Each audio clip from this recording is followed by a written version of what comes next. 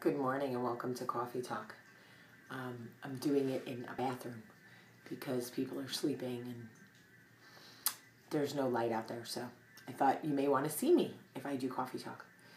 I got an email that I was reading this morning from one of our Cawfeetalkers who was explaining to me that the office politics at her job are complex, and I guess some of the women in her office are giving another woman a hard time. And I have heard so much of this since I started Cawfeetawk. I mean, I was very naive. I came into my Cawfeetawk experience expecting the children to be the worst of it, expecting middle school, high school to be really in the throes of it, and they are.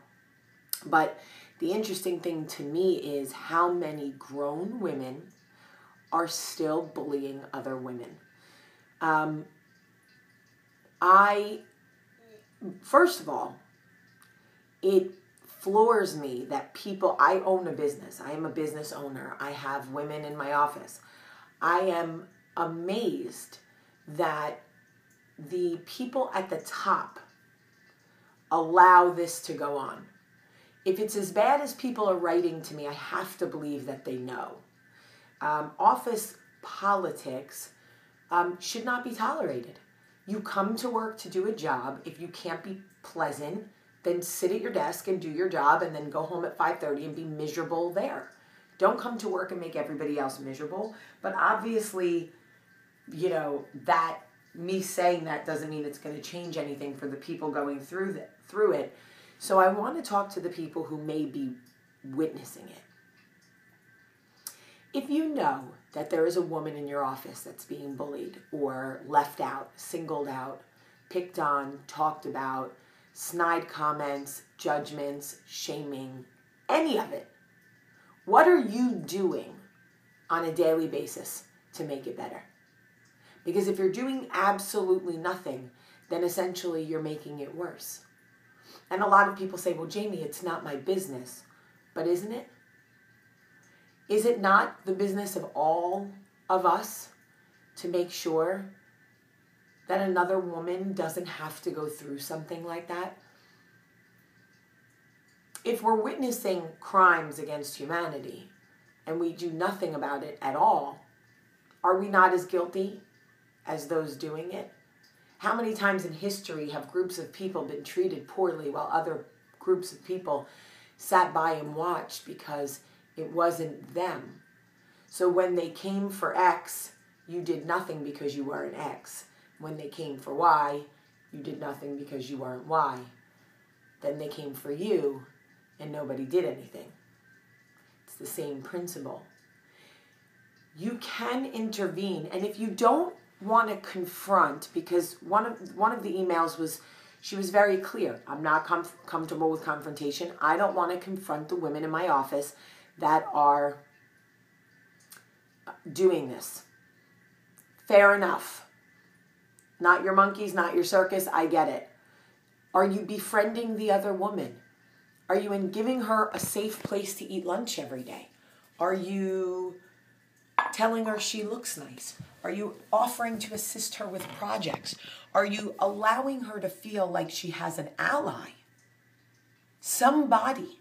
I'm not asking you to go to work and get in a fight. I'm not asking you to confront people or be,